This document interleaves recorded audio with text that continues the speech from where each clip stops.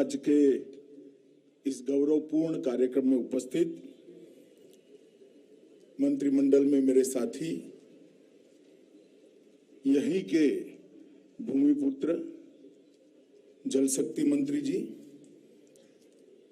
DG BSF Pankaj Singh ji, उपस्थित सभी BSF के अधिकारीगण जिन्होंने आज शानदार परेड में हिस्सा लिया है और जो अपनी चुस्तता के लिए बधाई के पात्र है, ऐसे सभी जवान भाइयों बहनों, उपस्थित सभी बीएसएफ परिवार के परिवारजनों और जैसलमेर के उपस्थित सभी आज बीएसएफ के निमंत्रण पर, हमारे निमंत्रण पर आए हुए सभी नागरिक भाइयों बहनों को मेरा नमस्कार।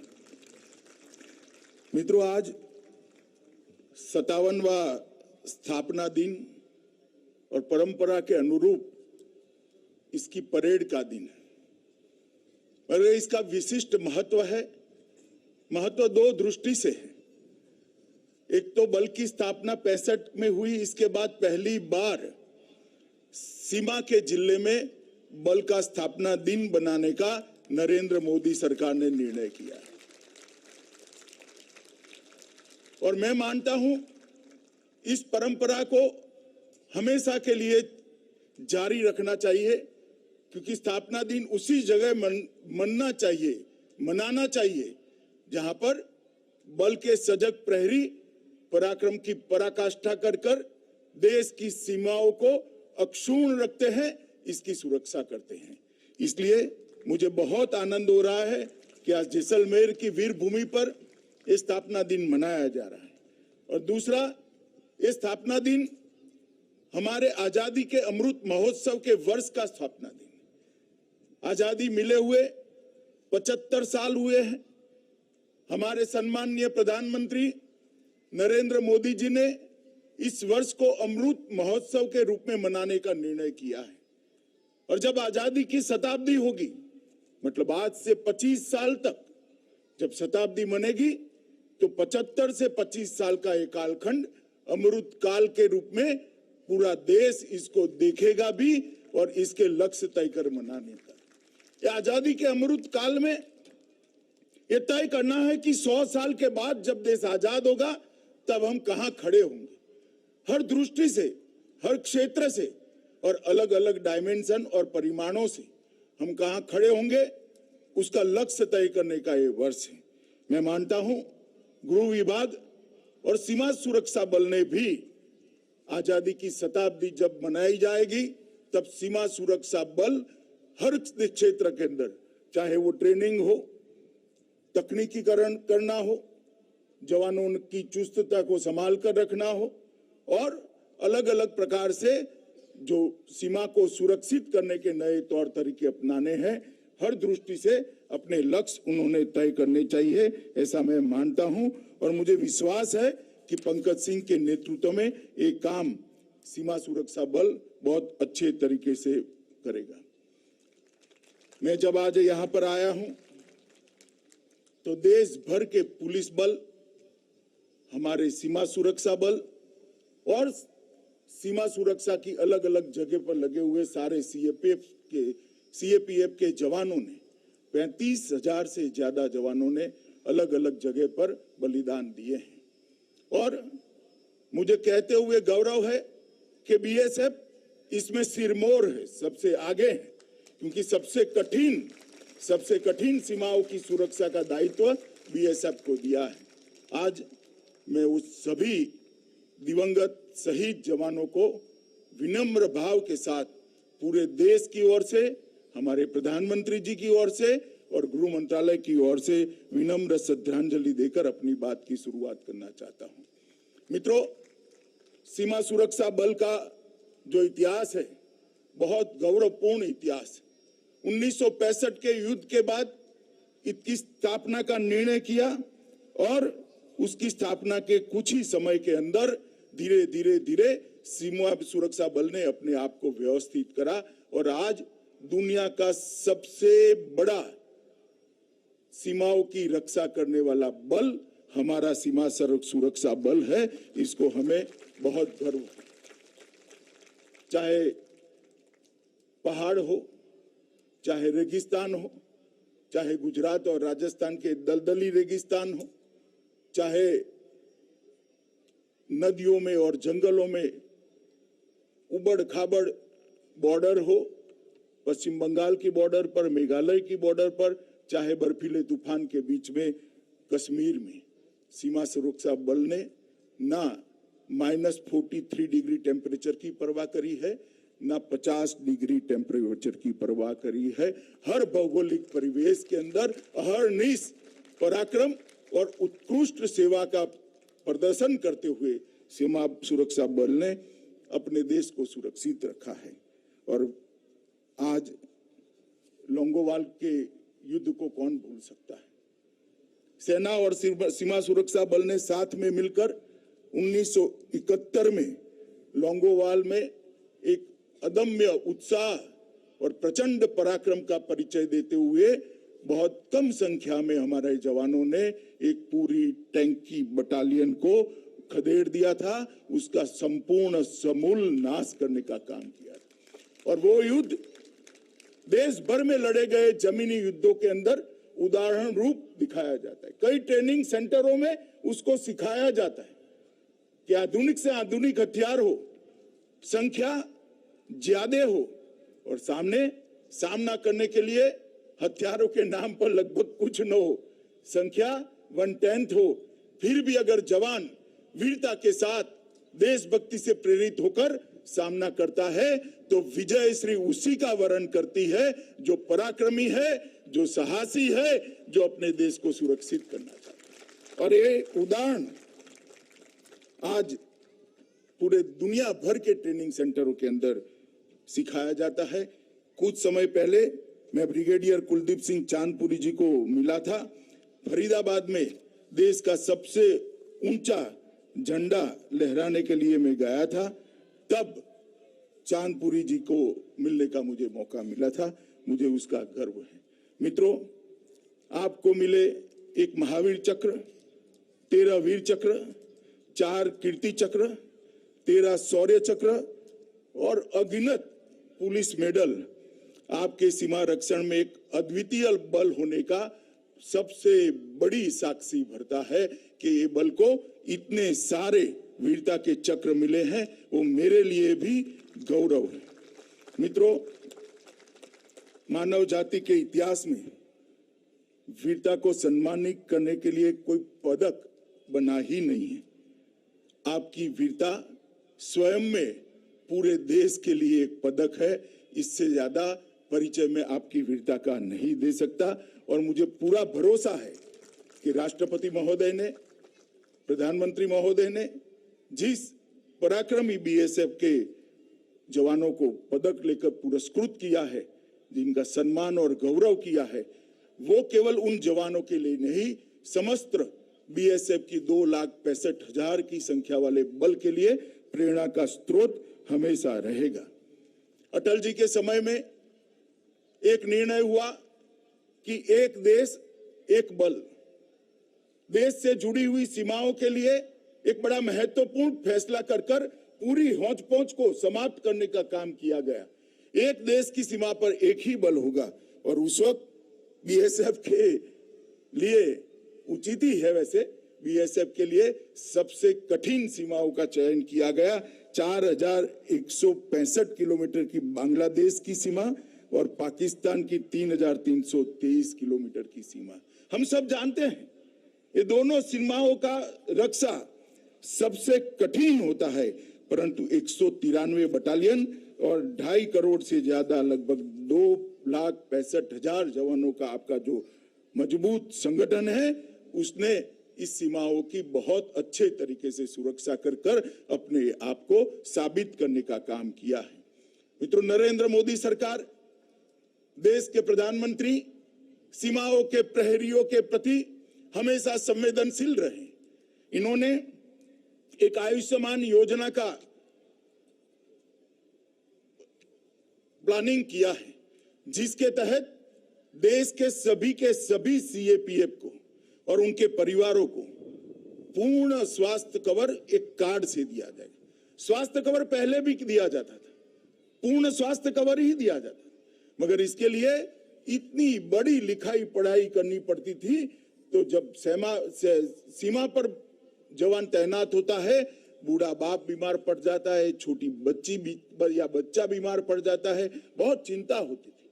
आज सभी परिजनों के लिए एक कार्ड देने का काम नरेंद्र मोदी जी ने किया है, जिससे कार्ड स्वैप करते ही आप 21,000 से ज्यादा अस्पतालों के अंदर आपके परिजनों का, आपका खुद का भी इलाज, बड़े से बड़ा इलाज बहुत अच्छे से करा सकते हो।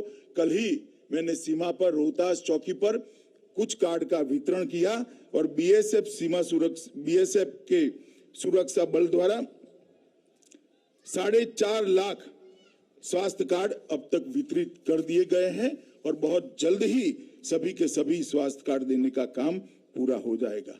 हाउसिंग सेटिस्फेक्शन के रेशियो को भी हम बढ़ाना चाहते हैं, इसके लिए ढेर सारी योजनाएं बनाई हैं। मुझे भरोसा है कि 2025 के पहले हाउसिंग सेटिस्फेक्शन रेशियो में हम काफी प्रगति करेंगे। केंद्रीय अनुग्रह राशि जो 35 लाख और 25 लाख की है, वो भी देने में अब चुस्तता हुई है। मेरे आंकड़े मुझे बताते हैं कि 1 महीने के अंदर इस राशि को हम शहीद के परिवार तक पहुंचा देते हैं, या तो जो जवान ड्यूटी पर अवसान हुआ है उसको पहुंचा देते हैं। हवाई कुरियर सेवाएं शुरू की है। केंद्रीय पुलिस कल्याण भंडार को भी और चुस्त दुरुस्त किया गया है।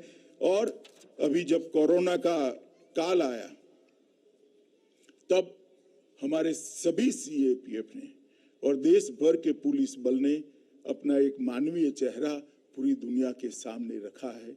अगणित हमारे साथी कोरोना में लोगों की सेवा करते करते खुद कोरोना ग्रस्त होकर उनका मृत्यु भी हुआ है।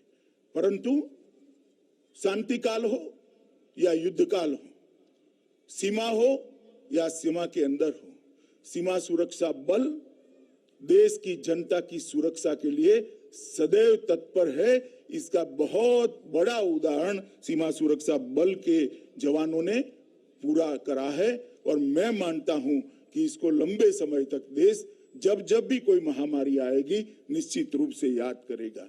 दूसरे एक पहलू पर भी मैं ध्यान दिलाना चाहता हूं कि सीमा सुरक्षा बल और हमारे सभी सीएपीएफ के जवानों ने मिलकर 2 साल के अंदर लगभग 2.5 करोड़ वृक्षों को न केवल बोने का काम किया है, वृक्षारोपण किया है, उसको पूर्णतया सुरक्षित करते हुए 100% वृक्ष बड़े हो, इसके लिए भी काम किया। और पहली बार वैज्ञानिक तरीके से सभी सीएपीएफ ने बल के हर जवान को एक एक वृक्ष के साथ जोड़ते हुए ये वृक्ष लगाए हैं। इसकी चिंता भी हो रही है, इसका रखरखाव भी हो रहा है और जो वृक्ष टिक नहीं पाते थे उनको फिर से लगाने का भी एक बहुत बड़ा आयोजन किया है। मैं सीमा सुरक्षा बल के डीजी के माध्यम से सभी सीमा सुरक्षा बल के जवानों को इसके लिए बहुत बहुत बधाई और साधुवाद देना चाहता हूं। मित्रों, मोदी जी के नेतृत्व में 2014 से देश की सीमाओं की सुरक्षा को एक अलग प्रकार की गंभीरता से भारत सरकार ने लिया है और जहां जहां पर भी सीमा पर अतिक्रमण करने का प्रयास हुआ, जहां जहां भी हमारे सीमा सुरक्षा बल या कोई सीएपीएफ के जवान पर घात करने का प्रयास हुआ, हमने तुरंत ही जवाबी कार्यवाही की है और हमारे जवान और हमारी सीमा दोनों को कोई हल्के से नहीं ले सकता। इसका उदाहरण भारत ने हमेशा पूरा करने का प्रयास किया है। जब उरी में हमला हुआ, पुलवामा में हमला हुआ और उसी वक्त भारत सरकार ने मोदी जी के नेतृत्व में एक मजबूत निर्णय करते हुए एयर स्ट्राइक और सर्जिकल स्ट्राइक करके उसका जो जवाब दिया, इसकी पूरी दुनिया भूरी भूरी प्रशंसा करती है। मित्रों, कोई भी देश तभी प्रगति कर सकता है, कोई भी देश तभी जाकर दुनिया में आगे बढ़ सकता है और कोई भी देश तभी अपनी संस्कृति को पनपा सकता है, फला फूला सकता है, जब वो सुरक्षित हो। और आप देश की सुरक्षा सुनिश्चित करने वाले जवान हैं। पूरा देश आप पर गर्व करता है। और भारत की सरकार के लिए मोदी जी के नेतृत्व में सीमा सुरक्षा का मतलब ही राष्ट्रीय सुरक्षा है। तो आप सदैव ये बात को याद रखिए कि आप सीमा की सुरक्षा कर रहे हैं, इसके साथ साथ पूरे देश को सुरक्षित कर दुनिया में अपना स्थान सुनिश्चित करने के लिए एक अच्छा प्लेटफॉर्म देने का काम भी आप कर रहे हैं। वो मुझे आप लोगों को इसलिए बताना है कि ये सीमा सुरक्षा पर की कठिनाइयां ही अपनी भारत माता को पूरे विश्व में सर्वोच्च स्थान पर आरूढ़ित करने के लिए एक प्लेटफॉर्म पूरा करती है। मित्रों, हमने कई प्रकार की नई तकनीकों को अपनाया है। पंकज सिंह जी ने अपने अभिभाषण में इसका जिक्र किया है, मैं ज्यादा कहना नहीं चाहता। मैं बल को इतना ही आश्वासन देना चाहता हूं कि विश्व में उपलब्ध सर्वोच्च तकनीक आपकी और सीमा की सुरक्षा के लिए सीमा सुरक्षा बल को उपलब्ध कराई जाएगी। इस सरकार का कमिटमेंट है और सरकार उस दिशा में काम करेगी। ड्रोन का भी खतरे की जिक्र हुआ। ड्रोन के खतरे को निपटने के लिए, ड्रोन प्रतिरोध प्रणालियां बनाने के लिए सीमा सुरक्षा बल, हमारा एनएसजी और डीआरडीओ तीनों मिलकर प्रयास कर रहे हैं। हमारे वैज्ञानिकों पर मुझे पूरा भरोसा है, कुछ ही समय के अंदर हम स्वदेशी ड्रोन को कंट्रोल करने वाली प्रतिरोध प्रणाली बनाने में सफल होंगे और इसका भी हम तुरंत ही निपटारा करेंगे। मित्रों, अभी अभी भारत सरकार ने ढेर सारे कदम आपके यहाँ जो जगह है खाली है उसके लिए उठाए हैं।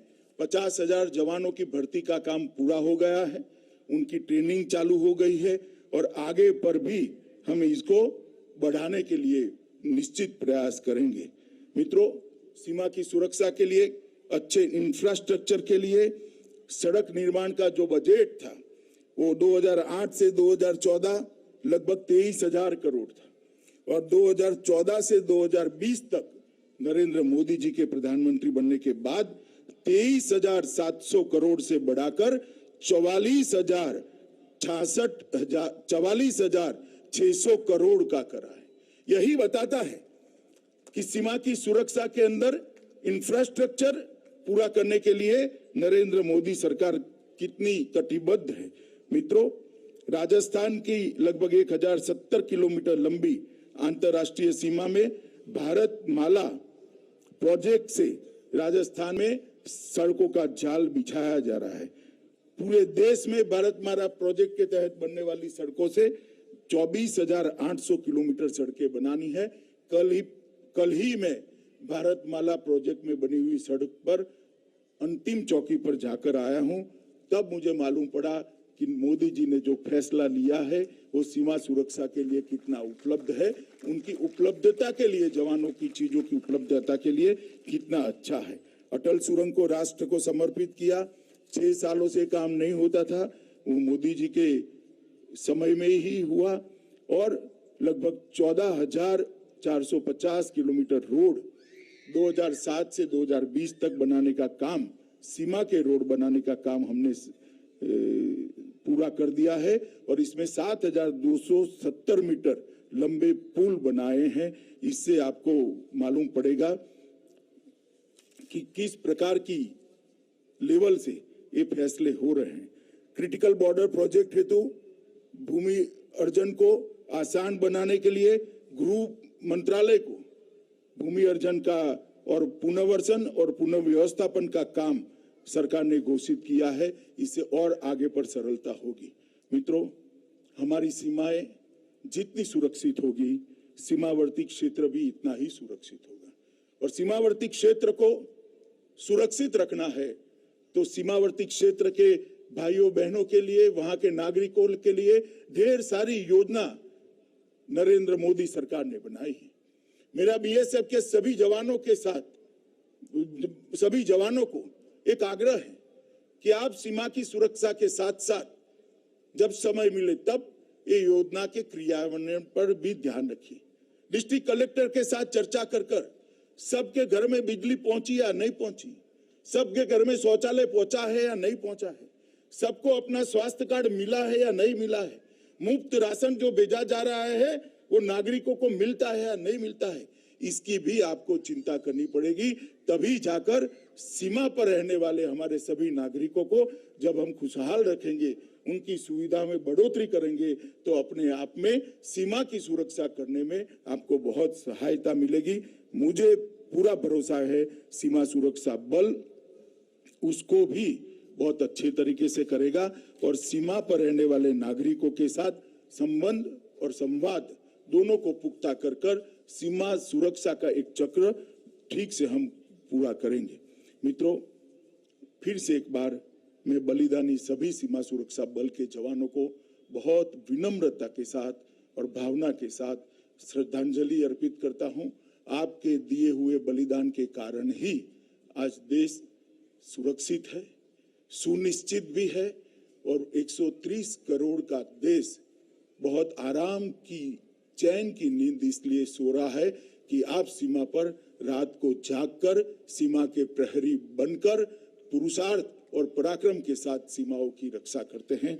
मैं आपके अदम्य उत्साह और पराक्रम को नमन करता हूं और आप सभी को स्थापना दिन की फिर से एक बार बहुत बहुत बधाई देकर मेरी वाणी को विराम देता हूं। वंदे मातरम।